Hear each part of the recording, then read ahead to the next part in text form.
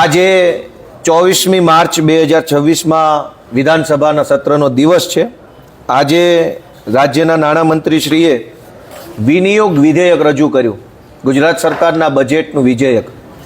અને એ વિધેયક ઉપર મેં મારો મુદ્દો રજૂ કરતા ગુજરાતની સેવા, સુરક્ષા, સલામતી, કાયદો અને વ્યવસ્થાની બાબતને સંભાળતા આપણા ગુજરાતના હોનહાર હોમગાર્ડ અને જીઆરડીના જવાનો વિશે આજે મેં સરકારનું ધ્યાન દોરવા માટે રજૂઆત કરી હતી.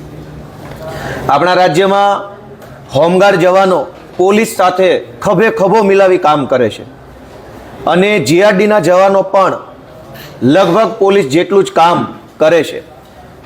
કુદરતી આફત આવે, આંદોલનો, ધરણાઓ, રેલી, હુલ્લડ, કોઈ અન્ય ઘટના દુર્ઘટના બને, તહેવારો હોય ત્યારે ખૂબ મોટી સંખ્યામાં હોમગાર્ડના જવાનો અને જીઆરડીના જવાનો કાયદો, વ્યવસ્થા અને સલામતીની બાબતને સંભાળે છે. પરંતુ અત્યંત દુઃખ સાથે મેં સરકારને વિધાનસભાની અંદર ધ્યાન દોર્યું કે જે હોમગાર્ડના જવાનો ગુજરાતની સુરક્ષા સંભાળે છે, પોલીસ જેટલું જ પોલીસ સાથે મળીને પોલીસ જેટલા જ કલાક કામ કરે છે, એને માત્ર 300-350 રૂપિયા પગાર આપવામાં આવે છે રોજનો.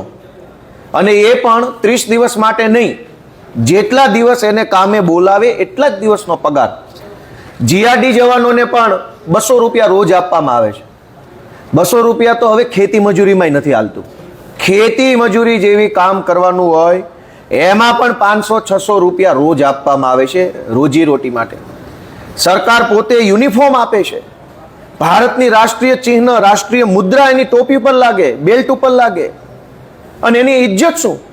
ભારતની રાષ્ટ્રીય મુદ્રા આગળ 3 સિંહો દેખાય છે, 4 સિંહો વાળું જે અશોક ચિહ્ન જે છે એ જેની ટોપી પર લગાયેલું છે એ માણસનો પગાર 200 રૂપિયા.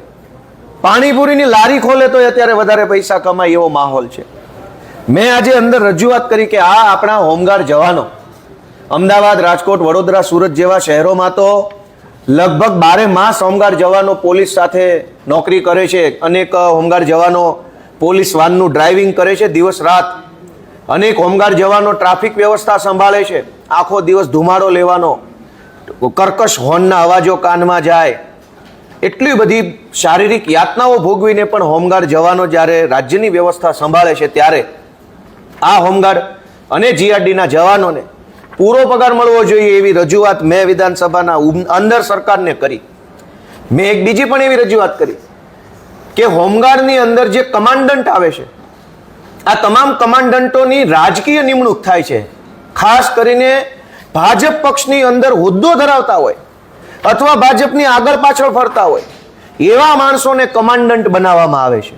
અને પછી આ કમાન્ડન્ટો હાજરી પૂરવાના પૈસા માગે, રજા આપવાના પૈસા માગે, નોકરી ઉપર વધુ દિવસો ભરવાના પૈસા માગે. અને આ કમાન્ડન્ટો કોક હારાય હશે પણ લગભગ જગ્યાએ કમાન્ડન્ટ દ્વારા હોમગાર્ડ અને જીઆરડીના જવાનોનું આર્થિક અને ક્યાંક ક્યાંક તો બહેનોનું શારીરિક શોષણ થાય છે. એટલે મેં 2 રજૂઆત સરકારશ્રી સામે કરી કે આપણા રાજ્યની સુરક્ષા, સલામતી સંભાળતા પોલીસ જેવું જ પોલીસ સાથે રહીને પોલીસ જેટલા જ કલાક કામ કરતા અશોક ચિહ્ન જેની ટોપી પર લાગેલું છે એવા હોમગાર્ડ જવાનોને તમે પૂરો પગાર આપો અને કમાન્ડન્ટોનો રાજકીય હસ્તક્ષેપ દૂર કરો. તો હવે ગુજરાતની સરકારે વિધાનસભાના ગૃહની અંદર જે જવાબ આપ્યો એ સાંભળવા જેવો છે. મને અત્યંત દુઃખ લાગ્યું. મારે તો ગુજરાતભરના સૌ હોમગાર્ડ જવાનોને વિનંતી કરવી છે કે સાંભળજો અંદર હું જવાબ આપ્યો. સરકારે એમ કીધું કે આ હોમગાર્ડના અને જીઆરડીના જવાનો છે એ નોકરી નથી કરતા, સ્વૈચ્છિક સેવા કરે છે. 5 વખત આ શબ્દ બોલાયો અંદર કે આ લોકો સ્વૈચ્છિક સેવા એટલે કે સામે ચાલીને પોતાની મરજીથી આ નોકરી કરવા આવે છે, અમે નથી રાખ્યા. બીજું એમ પણ કીધું કે આ લોકો બીજી નોકરી કરતા હોય છે, એ નોકરીમાંથી નોકરી પૂરી કરીને પછી જે સમય આવે એમાં હોમગાર્ડ ને જીઆરડીનો યુનિફોર્મ પહેરે છે. હવે અમે તો ક્યાંય એવા જોયા નહીં. હું પોતે અમદાવાદ પોલીસમાં હતો. અનેક મિત્રોએ હોમગાર્ડની નોકરીના પગારથી ઘર પરિવાર નથી ચાલતો એટલે રિક્ષા ચલાવવી પડે છે. રિક્ષા ચલાવતા જોયા છે. અશોક ચિહ્ન જેના બેલ્ટ ઉપર લાગ્યું છે, માણસ રિક્ષા ચલાવશે? તો સરકારે એવો જવાબ આપ્યો કે આ નોકરી નથી, આ તો સ્વૈચ્છિક સેવા છે. પછી એવું પણ કીધું કે એ લોકો સમાજ સેવાનું કામ કરી રહ્યા છે, દેશ સેવાનું કામ કરી રહ્યા છે.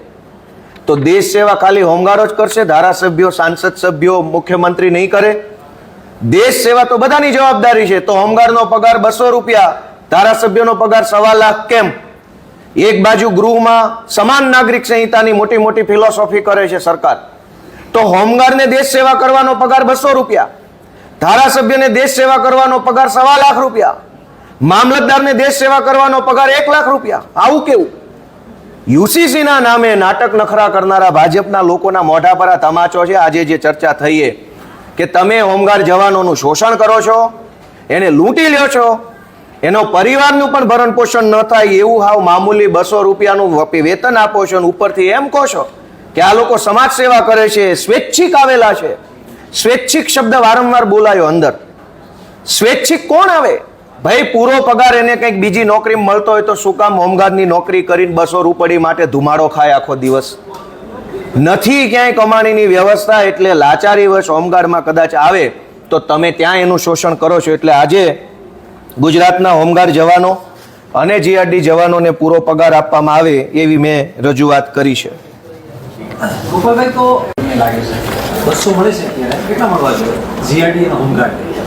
સરકારે લઘુત્તમ વેતનનો કાયદો ઓલરેડી બનાવ્યો જ છે ભારતની સરકારે, અને એ લઘુત્તમ વેતનના કાયદા પ્રમાણે એક દિવસના ઓછામાં ઓછા કેટલા રૂપિયા મળવા જોઈએ એની ગણતરીનું કેલ્ક્યુલેશન ચાર્ટ પણ સરકારે બનાવ્યો છે.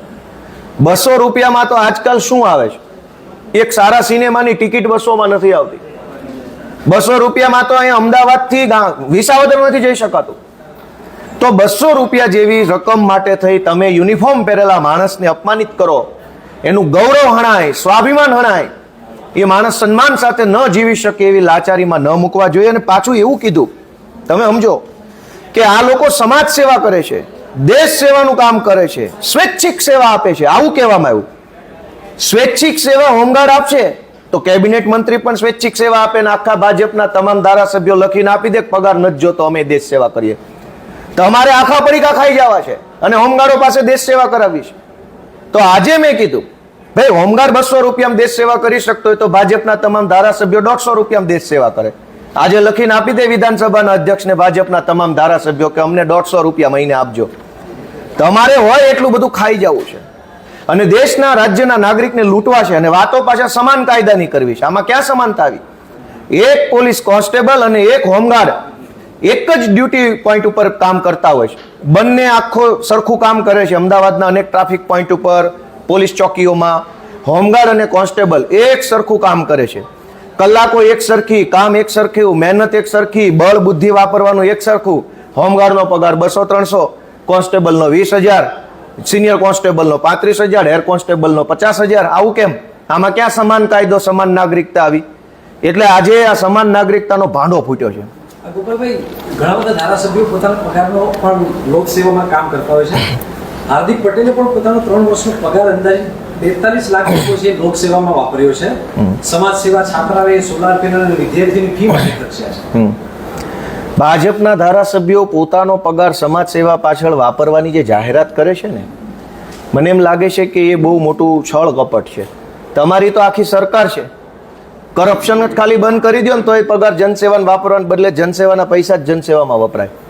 જનસેવાના પૈસામાં કટકી કરવાની અને આ બાજુથી દાનેશ્વરી કર્ણ બનવાનું, એવું ન હોય. 4 લાખ કરોડનું બજેટ છે, રોડ રસ્તામાં કટકી, બાયોડીઝલમાં કટકી, દારૂ ડ્રગ્સના હપ્તા, ખાણ ખનીજમાં હપ્તા, બાંધકામ ગેરકાયદેસરમાં હપ્તા, ટાઉન પ્લાનિંગમાં હપ્તા, કરોડો રૂપિયા હપ્તામાં લઈ લેવાના, 1.5 લાખની દાતારી. વાહ ભાઈ વાહ, દાનવીરોને સલામ છે 2 હાથે ભાઈ. આવા દાનવીરો તો પાકવા જોઈએ. 100 કરોડનું બૂચ મારું, 1.5 લાખનું દાન કરું, વેરી ગુડ.